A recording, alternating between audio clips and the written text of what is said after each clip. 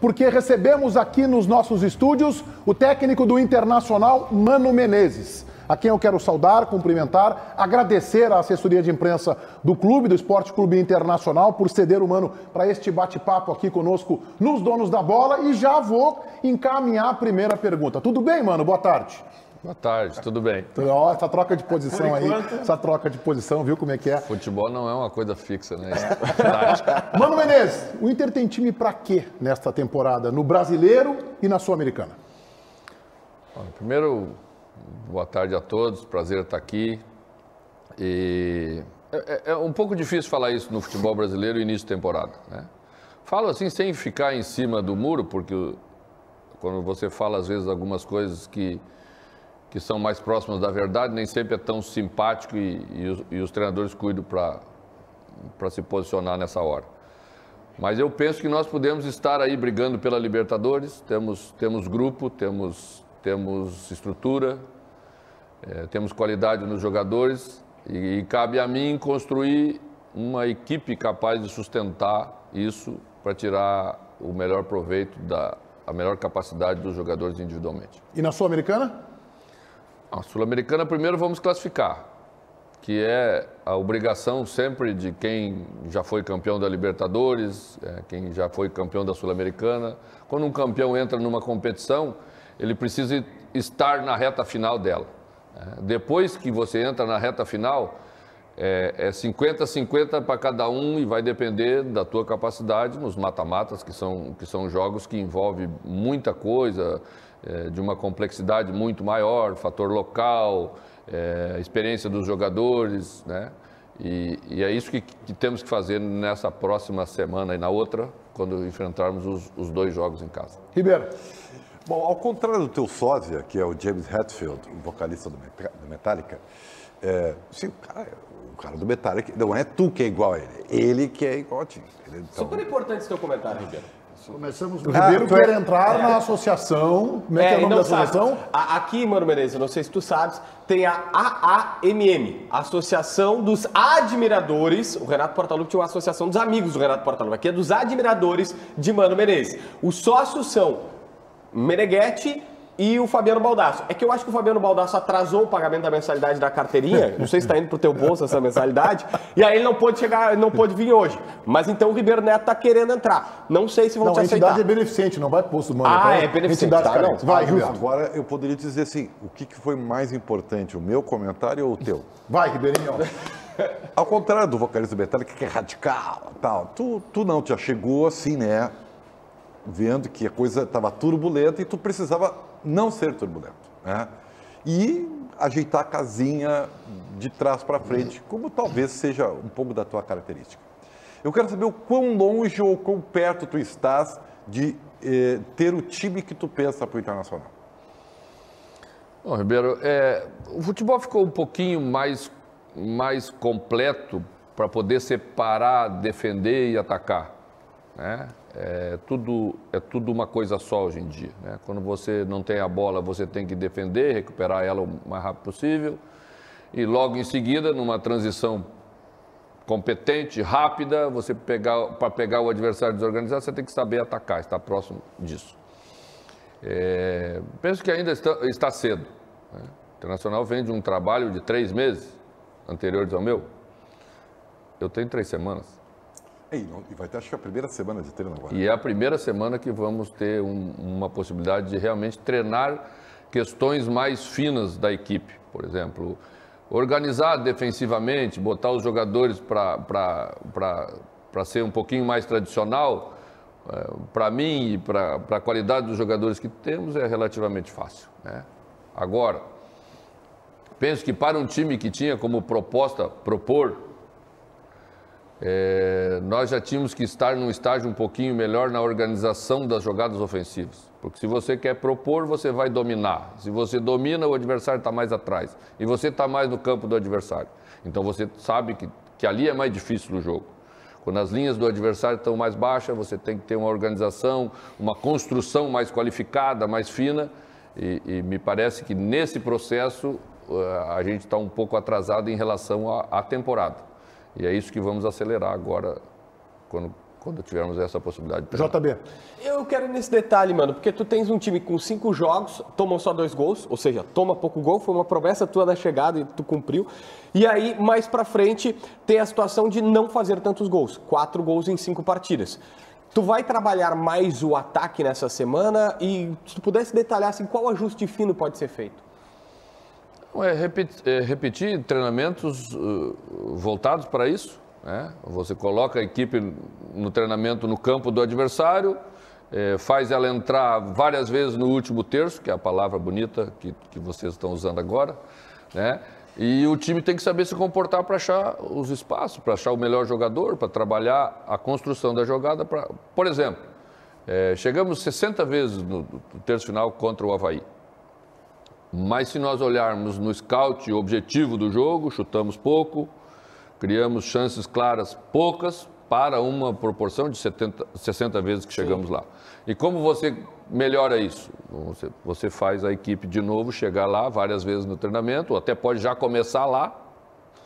Se a primeira parte, a segunda você está fazendo bem, mantém-se isso, primeiro, segundo estágio, e trabalha no terceiro, que é onde está situado o problema que temos, naturalmente. Às vezes por não repetir formação, às vezes por característica de jogadores e às vezes porque precisa mesmo trabalhar mais vezes. César. Mano, a questão envolvendo a parte física, nós fizemos uma avaliação, acho que foi comum aqui, que o pior jogo do Inter sob o teu comando foi esse último jogo contra o Juventude. Que ele parte de uma viagem, de uma logística, de um Juventude trabalhando a semana toda em casa. A parte física do grupo do Internacional, e a outra discussão que a gente tem em comum aqui também, mano, é que o treinador estrangeiro aplica outro modelo de preparação física. Em que nível está fisicamente o trabalho do Inter e até que ponto vai se conseguir chegar a um ponto de conflito, de enfrentamento comum com as outras equipes? Vai demorar muito ainda? Olha, é natural a dificuldade que a gente teve diante do Juventude na questão de parte física, pelo menos na última parte do jogo, né, onde essas coisas começam a ficar mais evidentes. A proximidade das equipes hoje é tão grande que você poder se recuperar a semana inteira, trabalhando ela sem um jogo no meio, contra uma equipe que jogou na quinta-feira, se estabelece uma diferença grande. E até um cuidado no traçado da estratégia que eu tenho que fazer para enfrentar um adversário assim. Hoje nós quase não treinamos mais, né? Nós recuperamos os jogadores e fizemos uma preparação final para o jogo. Ora, quando você não pode se recuperar e o adversário pode, se estabelece uma diferença bastante grande. A gente sabia que o Juventude e o Eduardo certamente teve a inteligência para saber, vamos forçar mais o jogo no primeiro tempo, porque o adversário pode sentir mais, né? E também acho que não fizemos um bom primeiro tempo e foi o jogo que menos trabalhamos bem desse conjunto de jogos que fizemos. Então, na questão da igualdade, que foi quando enfrentamos o Medellín, quando enfrentamos o Fluminense, isso não ficou evidente. Então, não está tão defasado em relação a outras questões. O que, para a gente, numa avaliação primeira, por característica de treinamento, e fomos buscar essas informações, o grupo precisava mais de trabalhos de resistência, porque a força e a potência tinham sido muito bem trabalhados, mas os trabalhos eram quase que, na sua essência, em espaços menores. Então, não era dado ao jogador a necessidade de fazer esse sprint maior e, consequentemente, ter uma recuperação boa para logo em seguida estar preparado para atacar novamente. Taigor Jank, na Central Band do Esporte, conversando com o Mano. Sua pergunta, Taigor. Tudo bem, Mano? Boa tarde para você. Você, na entrevista coletiva de apresentação, falou sobre criar uma filosofia de jogo do clube e falou também a se adaptar a essa filosofia de jogo. Hoje o Inter tem uma estrutura com um diretor técnico, que é o Paulo Autuori, que eu acredito que tem um contato muito direto com você. Qual é essa filosofia passada para você e que você vai ter que ter a incumbência, o trabalho de executar? Qual é o Inter que você, junto com a equipe, vai tentar construir a partir de agora? Bom, me parece que é claro para todo mundo a ideia da direção, e foi plataforma até de disputa eleitoral, o Internacional ter um jogo mais propositivo, um jogo mais dominante, né? que tenha um futebol mais vistoso, que é o que todo mundo quer ter na prática, né? O futebol tem que ser mais bonito, o torcedor quer ver o time jogando mais bonito, isso atrai público, o futebol fica mais leve para os jogadores executar, e todos os jogadores estão vendo no mundo o futebol que é jogado, então todo mundo meio que caminha para essa direção. Mas não é tão fácil você sair de uma situação tão longe para chegar aonde se quer. Isso é uma coisa a longo prazo. Não adianta você trazer o treinador só e dizer a ele, ou ele com suas características, dar a ele a missão de fazer isso sozinho, não vai conseguir fazer. Existe no clube uma tradição, o Internacional não começou ontem no futebol, né? Se construiu como clube vencedor, baseado em coisas e que o torcedor também gosta de ver. Então isso tudo está envolvido na cultura do clube. O primeiro momento para a gente poder fazer isso mais a longo prazo é sustentar o trabalho. E o trabalho só se sustenta com vitórias. Isso vale para todo mundo, vale para o Mano Menezes, vale para o Felipão e também valeu para o Medina e para outros treinadores que passaram aqui. Ô, Mano, o Inter não construiu, e isso você chegou depois, mas um elenco, um grupo de jogadores excessivamente baixo? Pois é. Lá no passado dizia que tinham estabelecido uma régua lá no Beira-Rio, né? Eu sou mais velho. Os mandarins. Década de 60 década de 70. Que quem tinha menos de 1,80 m não passava, não era aprovado. Não sou tão radical assim. E o futebol hoje está muito voltado para velocidade de execução. Então, o jogador não precisa ser grande para estar jogando hoje. Mas, agora sempre tem o porém, estatura faz diferença. No jogo da bola parada, na defesa, às vezes no ataque, na imposição de um jogo proposto de jogo de Libertadores Sul-Americana, que tem mais contato físico. Então a gente não pode desconsiderar que o futebol ficou muito físico, né? E a gente tem que estar preparado para isso. Ribeiro, ele me driblou e não respondeu, mas tudo bem, tá bem. Não, o sujeito não precisa ser... A largada, né? Pois é. O sujeito não precisa só ser grande para ser importante nesse enfrentamento físico. Ele pode ser forte sem ser só grande. Tá bem. Ribeiro. Dentro disso, né?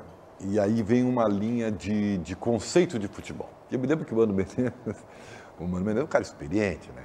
Então, o Mano Menezes, tu tem que estar preparado. Tá chamando o Mano de velho ou não? Não, Vou fazer a recém-60 no mês que vem. Ele vai te dar uma burdoada daqui a pouco. Não leva pra casa isso aí. Então, somos da mesma geração. O que eu falo dele, eu só falando de mim. E eu só falo coisas boas de mim. Então, assim, ó, em uma entrevista, não me lembro onde e qual é o time que você treinava. Perguntado para você sobre essa avalanche de técnicos portugueses do futebol brasileiro, em determinado momento você jogou, até precisa uma brincadeira, você falou assim, não, talvez temos que ver, tem jornalistas portugueses também, né? Daqui a pouco... Isso me custou caro, essa resposta me custou caro. Acho que foi no Bem Amigos, né? Foi no Bem Amigos. Então, assim, você acha que o futebol brasileiro, e aí coloca o seu trabalho agora no Internacional, tá desfocado da matéria-prima do futebol brasileiro? Isso interfere no trabalho de vocês? Olha, é sempre bom contextualizar quando você fala dos técnicos estrangeiros, senão fica parecendo uma coisa que a gente quer uma reserva de mercado que eu não acho que tem que ter em profissão nenhuma. E quando fiz a brincadeira sobre os jornalistas, era para... Foi boa. Para dizer a eles que pensava em relação a eles a mesma coisa. Porque geralmente a gente prega isso em relação aos outros, né? Sim. A classe da gente, a gente não quer que mexa, que tá bom assim. A vinda dos técnicos estrangeiros é ótima para o futebol brasileiro. Os bons técnicos estrangeiros. Né? E a minha linha de raciocínio, ela vai para isso. Né? Você não pode trazer alguém porque ele tem passaporte de tal lugar ou de outro e isso dá salvo-conduto. Porque esse é o nosso problema que eu vejo. Assim, a gente é um país de moda, né? Infelizmente, nós somos um país de moda. Então, tem horas que tudo pende para um lado e daqui a pouco nada serve do outro lado e depois, de novo, se retorna. E esse vai e vem é que é ruim, porque esse vai e vem fica fazendo você andar em volta, né? E a pior coisa que tem é andar em volta. Então, Eu acho que é bom a vinda de bons técnicos estrangeiros, isso eleva o nível, isso cria situações que faz a gente evoluir, porque você vai enfrentá-los, né? Então, acho isso ótimo. Mas temos uma característica de futebol, temos uma essência de futebol, né? E não podemos perder a essência, assim como o técnico também não pode perder a sua. Na ânsia de você querer se atualizar ou de buscar novos conhecimentos, você sempre tem que se fazer a pergunta no final do negócio. Esse novo me torna melhor ou aquilo que eu era é melhor dentro da minha avaliação? Porque se antes era melhor, você tem que permanecer daquele jeito. Se o novo é melhor, bom, então o novo vai ser uma evolução. Eu acho que a gente tem que evoluir, mas não precisa fazer revolução. Só evolução já está bom. JB. Mano, uma pergunta rapidinho. Tu sabe o que acontece no dia 18 de julho? Abre a janela de transferências. Tu vai pedir para a direção o centroavante? Eu não costumo trabalhar assim, né? Eu não vou vir aqui pressionar a direção do Internacional que vou querer isso. Não vou perder um jogo, vou dizer, também, mas com esse não dá para ir. Não, esse não sou eu, não você. Eu sou muito leal. Eu cobro, eu sou exigente, mas internamente no lugar de ser exigente, onde se tratam essas questões, tá? Então, essas questões também vão ser tratadas lá. E até penso que 18 de julho é longe pra caramba. Esse foi o exato momento em que lá em Vigo o Eduardo Cudê ligou a televisão Bandeirantes ou pelo YouTube. Por quê? Na resposta do Mano. Foi o exato momento que alguém ligou para ele assim, liga na Band aí nos donos da bola. Exato momento. Aprende como é que se faz. Que hora que ele tá falando? Pô, Eu o não Mano tenho ele não tá dando discurso para ninguém. Eu tô só eu aqui. Eu sei, fazendo não, malhação. tá bom. CCD, vamos lá.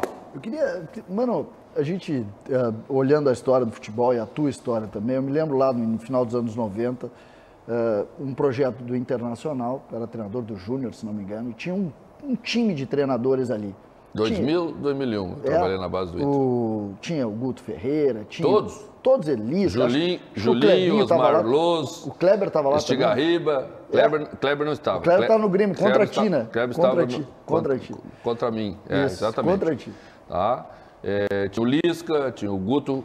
Quando eu cheguei no Internacional em 2000, o Guto foi ao profissional. É isso mesmo. O Lisca foi ao sub-20 e eu entrei no sub-17. O Julinho era do sub-15, o Osmar Loz... E esse Mano Menezes lá, que era exatamente o que eu queria buscar. Esse Mano Menezes que chega hoje, que passou depois por grandes clubes e passou pela seleção brasileira, ele chega e ele coloca no torcedor do Colorado uma tranquilidade.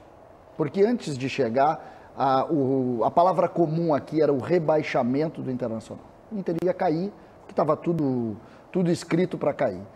Como que chega esse Mano Menezes, que viu o Beira-Rio 21 anos antes, chegou depois, olhando esse ambiente e recebendo todo esse carinho do torcedor do Internacional? Muito feliz mesmo e até surpreso pela dimensão, pela proporção que as coisas positivas tomaram, né? Chega um treinador que passou muitas vezes por situações parecidas e a caminhada ensina você. O que mais ensina é a caminhada, né? Às vezes você se forma numa coisa, você faz um curso, né? Nas empresas também é assim, depois quando você entra mesmo, é que você vai conhecendo e vai aprendendo muito do que o futebol é na sua realidade. Então o fato de ter passado por muitas situações parecidas de dificuldade e até de euforia, às vezes exagerada, você se torna um sujeito mais equilibrado, mais preparado para as situações, né? Podemos chegar aí... Podíamos ter vencido o Avaí, porque jogamos e merecemos para vencer. Podíamos ter mantido a nossa vitória de 1-0, porque tomamos um gol no finalzinho. E poderíamos estar jogando o próximo jogo para ser líder do Campeonato Brasileiro. E eu continuaria pensando da mesma maneira e dizendo aos jogadores que o caminho que nós temos ainda é longo. Não podemos nem, né, nos empolgar se as coisas andarem bem num primeiro momento tão rápido. Porque se eu me empolgar, eu tenho certeza que nós vamos tropeçar ali na frente e o tropeço vai ser grande. Você tem que embasar essa melhora para que ela seja sustentável lá na frente. Ô, Mano, o técnico do Corinthians, o Vitor Pereira, o português, ele tem usado o recurso do revezamento entre os jogadores, do rodízio. né? O Corinthians está em 3 competições, né? Não foi bem no Campeonato Paulista, mas está liderando a sua chave na Libertadores da América, liderando o campeonato. Na Libertadores não tá definida ainda a chave, mas está de líder.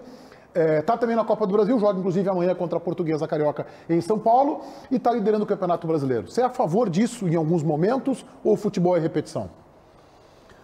O futebol é repetição, mas ele, no calendário brasileiro, exige rotatividade. Não tem como. E a característica do elenco que ele tem na mão, a faixa etária do elenco que ele tem na mão, obriga ele a fazer isso mais do que outros. Eu, quando estive no Cruzeiro, fui bicampeão da Copa do Brasil e colocamos na última decisão 7 jogadores acima de 32 anos, na mesma equipe. Então, é lógico que eu não podia fazer essa equipe jogar tantas vezes, de 3 em 3 dias, porque ela não ia se sustentar, né? Ela não ia conseguir dar o rendimento. Você não tem jeito. Fisiologicamente, está comprovado que o jogador precisa ir uns 5 dias para fazer uma recuperação ideal, para ele entrar em campo 100% no próximo jogo. Nós quase nunca temos 5 dias. Coitado do Bustos, então. Então nós temos que começar. E tive uma conversa com o Bustos antes do jogo de Caxias, para ver se ele poderia suportar um jogo como esse. Por quê? Porque está vindo de 14, 13 jogos em sequência, né? Então, é exatamente isso. Temos uma semana pela frente de recuperação, então isso foi determinante ainda para mantê-lo. Mas em outra circunstância, tenho que entender que Heitor, ou outro jogador da posição, vai estar melhor recuperado para entregar melhor num jogo de competição. Ribeiro. Ô, Mano, eu sei que nosso foco é o internacional, tá? Mas eu quero aproveitar a tua experiência, o teu currículo para falar de outras coisas, né? Falei dos portugueses, vou falar agora de algo que tem a ver com a tua carreira. É inegável que se você vai ver o teu currículo, tá, técnico da seleção brasileira. Isso aí é inquestionável. Isso aí se você leva para a vida e tem que ser motivo de orgulho. Claro. Agora, eu vou te fazer uma pergunta. Tirando o conceito e o que está no papel, se você pegar e sugar tudo de contexto, foi mais bem ou mais mal para ti o período que você passou na seleção brasileira? Muito melhor do que tudo, né? É que, infelizmente, na análise, você coloca tudo no mesmo prato ou tudo no mesmo liquidificador e dá uma batida e aí sai aí. No Brasil, se você não ganhar, não é bom, tá?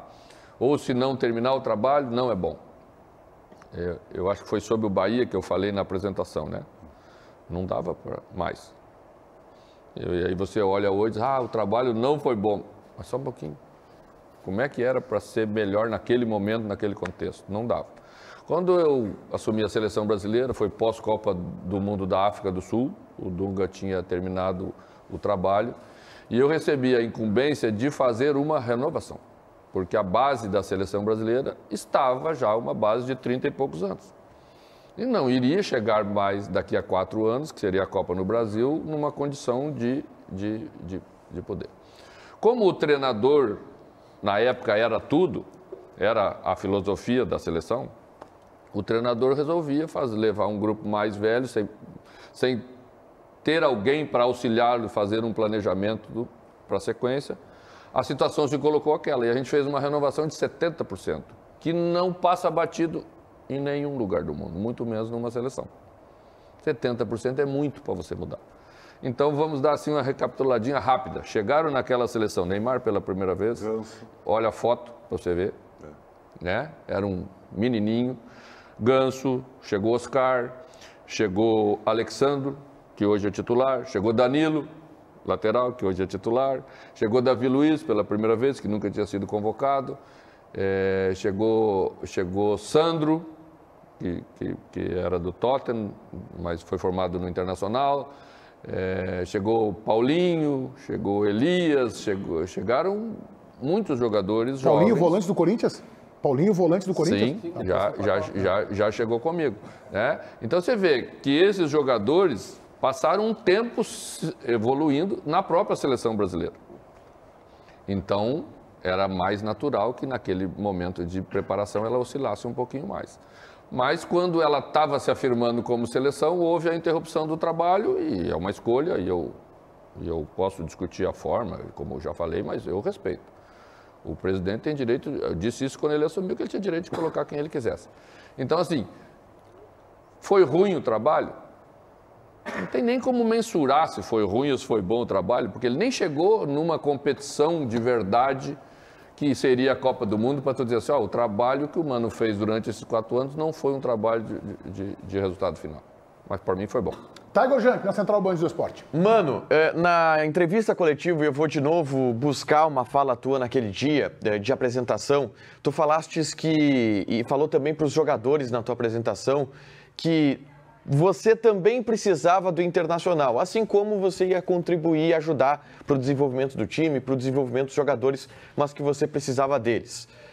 Por que você precisa e qual o tamanho desse trabalho no Internacional agora pro Mano, para a carreira do Mano e por tudo que o Mano passou nos anos recentes? Eu queria que tu traçasse um paralelo do tamanho da importância desse trabalho, se é um marco, se é uma virada de chave, o que ele representa, esse trabalho para ti. Mano, perdão, eu só quero complementar a pergunta do Tiger, por que ele está, eu estou imaginando, a gente conversa muito aqui também na redação sobre isso, é porque aquela tua frase talvez tenha sido a frase mais forte da tua entrevista coletiva, e ela sensibilizou muita gente, torcedores internacional, jornalista, porque foi uma frase impactante, que não é comum um técnico chegar num clube, esse técnico de seleção brasileira, de Corinthians, multicampeão, Cruzeiro, Grêmio e tal, com grandes trabalhos, levou um time do Grêmio que eu classifico como mediano a decidir uma Libertadores da América, e eu acho que a gente enxerga o trabalho de um bom técnico, às vezes é com a escassez de recursos para trabalhar. E aí você diz aquela frase, eu preciso do Inter, o Inter precisa de mim. Então, por isso eu acho que vale muito essa questão do Tiger. Exatamente na mesma linha da resposta para o Ribeiro, né? As pessoas só enxergam o resultado, então você tem um exemplo, por exemplo, o trabalho do Cruzeiro foi espetacular, foi muito bom, mas o final dele foi ruim, né? E só fica o final. Então, o Mano fez um trabalho ruim no Cruzeiro. Como que eu fiz um trabalho ruim no Cruzeiro se em 3 anos nós ganhamos 2 Copas do Brasil, que ninguém ganhou na sequência, e 2 Campeonatos Mineiros? Tá? Com um time de média de 32 anos. Como diz o Gajardo, para mim, haja tática, né, professor? Haja tática. Então, fica essa avaliação. Aí fui ao Bahia, aí fiquei pouco tempo, daí depois do Cruzeiro ainda fui no Palmeiras, fiquei menos ainda, 3 meses, né? Então, assim, fica essa avaliação de que você está superado, de que você já não entrega mais, coisas e tal. Então, por isso eu vejo o Internacional precisando de um treinador como eu no momento que viesse dar essa tranquilidade para começar a colocar as coisas de novo nos trilhos, né? E eu também ter a oportunidade de, no Internacional, um gigante do futebol brasileiro, mostrar mais, conseguir entregar um trabalho mais completo, como eu tenho certeza que tem condição de fazer. JB.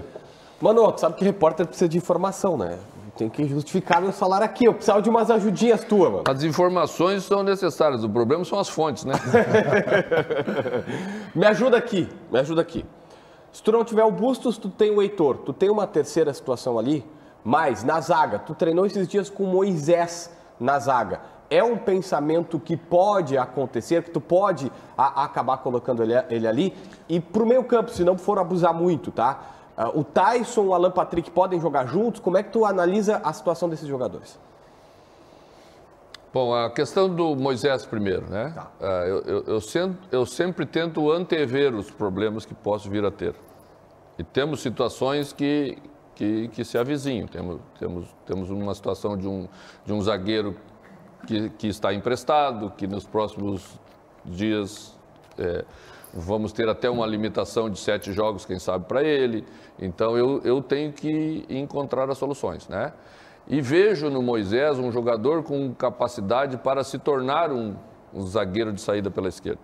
Tem tamanho, tem estrutura física, e isso daria à equipe uma qualidade de saída para o futebol que queremos construir, né? Então, tive uma conversa com ele, vamos conduzir o processo para que ele, que continuamos avaliando a situação da evolução, né? Isso não vem só, não basta só ter uma intenção dos dois lados, nós temos que ver o resultado disso, tá? Então nós vamos trabalhar, ele vai continuar trabalhando nas 2 posições, nós vamos provavelmente lá na frente colocá-lo ele em situação de jogo para avaliar como vamos conduzindo isso. e podemos ganhar um jogador numa posição que muitos clubes no mundo estão fazendo, né? Trazendo um lateral para dentro exatamente para fazer uma saída mais qualificada de jogo. Então essa é uma ideia de trabalho. A outra é sobre Tyson e Alan Patrick. Bom, eu falei rapidamente também, acho que na apresentação, os jogadores vão se modificando, né? Muitos jogadores de extrema viraram jogador de centro, grandes jogadores. Cristiano Ronaldo hoje não é mais o jogador de extrema que iniciou, né? Aqui no Rio Grande do Sul tivemos talvez Renato Portaluppi, Renato Gaúcho, que começou na extrema e terminou por dentro. Estou usando grandes exemplos, né? O Hulk agora, né? O Hulk já não é mais o jogador de beirada, veio para dentro do campo. Isso é muito comum quando o jogador fica mais experiente, perde um pouco de potência, né, que a função do lado exige, mas não perde a qualidade técnica e ganha em experiência. Então você o transforma e ele mesmo se transforma num outro jogador. Então eu vejo o Tyson hoje com nesse estágio da carreira. Então ele não vai jogar na beirada, ele vai jogar ou de segundo atacante, ou de um meia um pouquinho mais ofensiva a equipe, numa situação específica de jogo. Alan Patrick é um pouco mais armador. O Alan Patrick não é um jogador de entrar na área como o Tyson entra na área, como outro jogador. É um jogador que trabalha um pouco mais por trás. É possível. O futebol, a gente não sabe como as coisas vão ser. Mas teria que mudar o esquema. Mas já teríamos que encontrar uma maneira de armar a equipe para privilegiar isso. É o papel do treinador. César. Mano, certa vez eu vi uma entrevista, eu fiquei encantado com a entrevista, citando a importância do Ronaldo Nazário na construção do time, dentro do campo. Ele já em final de carreira, já não era o jogador aquele que a gente conheceu. E nesse episódio, e tentando comparar com a relação, hoje o Internacional tem uma série de jogadores que é muito atacado pelo torcedor. Nós temos aí o caso do Dourado, nós temos o caso do próprio Edenilson, jogadores até que já saíram daqui, que também foram por ter sido uma geração que não venceu. Quem são os líderes dentro do campo desse grupo e até que ponto eles têm importância assim na construção da equipe taticamente? É um pouco cedo para eu falar sobre as lideranças. Seria injusto, prematuro da minha parte, né? Às vezes tem jogadores que querem ser líderes, mas não é aquela liderança que você realmente precisa na construção de um time. Então, nem para um lado nem para o outro. O Ronaldo era um top de linha, que nem eu falo. Realmente transformou aquele grupo num grupo com mais ambição. O grande líder é o líder que se aposentou, D'Alessandro, que é o cara que cobra e também demonstra, né, em seu comportamento, em suas atitudes no dia a dia. E é isso que nós queremos ter. É isso que faz a diferença. Não é o líder que dá entrevista, não é o líder que... É o líder que no dia a dia trabalha quase que, né, de forma exemplar, para nem precisar falar muito. O sujeito chega... Eu tinha no Cruzeiro, vou dar o exemplo do Cruzeiro. A gente tinha muito pouco problema de comportamento lá. Porque todo jogador que chegava no Cruzeiro olhava o Henrique trabalhando, o Léo trabalhando, o Fábio trabalhando, não precisava falar muito. Ali estavam os esteios daquele grupo, mas sempre de forma exemplar, você não precisava falar nada. Então, é isso. O exemplo para mim é isso. Os outros jogadores chegam e dizem, olha, pô, se esse cara, no estágio da carreira que ele está aqui e está dando está tendo esse tipo de comportamento, só no resto acompanhar. Sim. E aí o treinador tem menos trabalho no dia a dia. Você citou vários jogadores da questão da média de idade e tal, até por outros clubes que você passou. Colocando o contexto do Inter, que aliás contratou vários jogadores e todos eles, né, com uma idade, se não beirando ou passando dos 30. Como é que entra a base do Inter nesse contexto, Mano? Boa pergunta. Para não deixar passar batido também sobre a questão do Edenilson e dos jogadores mais criticados, para depois entrar na tua pergunta, quero aproveitar e pedir ao torcedor colorado um pouco de lucidez e compreensão. Eu sei que a paixão é um negócio muito forte e quando a gente perde, quando acontece algumas coisas, a gente fica meio cego, né? E a derrota às vezes é tão grande que você tem que achar alguém para colocar as culpas, é tão inexplicável que você tem que dirigir para alguém. Tá? Mas isso nunca foi bom, porque geralmente você dirige para um bom, para um que é diferente dos outros, porque o comum você não acha que foi o culpado de alguma coisa tão importante, uma derrota tão significativa. E às vezes a gente comete algumas injustiças e perde grandes jogadores nesse momento. E a gente não pode perder os bons. A gente tem que recuperar os bons. Se ficou alguma coisa que ele não entregou, bom, isso nós podemos trabalhar. Isso nós podemos até aproveitar o exemplo para mostrar que o comportamento tem que ser mais firme, mais forte nessa hora. Mas eles têm que ser recuperados porque eles são importantes nesse momento, exatamente para dar esse equilíbrio. Aos jovens, tenho, ao longo da minha carreira, trabalhado com muitos jovens e lançado muitos jogadores jovens. Cheguei a lançar jogadores com 16, 17 anos no Corinthians, Malco e Arana. Né? E a gente tem que criar um espaço para os jogadores jovens no elenco. E não só criar para dar satisfação para o torcedor ou para a mídia. A gente tem que criar um processo de aproveitamento deles. Depois que eles chegarem lá, nós temos que conduzir para a evolução. E para isso você tem que abrir um espaço de verdade no elenco. Tá? Então, ouço já no Inter, já ouvi, fulano e esse e aquele. Bom, se realmente tem potencial, como todos acreditam que tem, nós temos que ter eles no profissional e não trazer um jogador de fora para fechar a vaga da evolução desse jogador. Porque o treinador passa por momentos bem objetivos. Você está ali, na dúvida, contratou um jogador, tem um menino de 17 anos, você primeiro vai colocar o jogador que você contratou. É natural, você contratou para ele jogar. Aí o menino espera mais um pouco, mas talvez, e é bem provável que esse menino não tinha que esperar tanto tempo. Nós já tínhamos que estar dando, nessa temporada, uma condição de, no mínimo, ele ser o segundo da posição no ano que vem, ou o primeiro. E eu acho que isso é planejamento. Eu tenho certeza que com esse novo modelo que o Internacional montou, com gente muito competente, o caminho vai ser esse. Ô, mano, tem mais duas questões para você, para a gente liberar para outro compromisso. A primeira pergunta é a minha, a outra é do JB. A minha é bem simples, dá para responder em uma palavra ou duas. Quem é o teu volante titular? Pode escolher, tem uma palavra ou duas, aí é contigo. Não, pode ser os dois, se é que tu quer ouvir. Não é o que ele quer ouvir. Não está definido ainda? Ainda não. Tá bem. Até hoje, Tá mais respondido. vezes foi o Gabriel, né?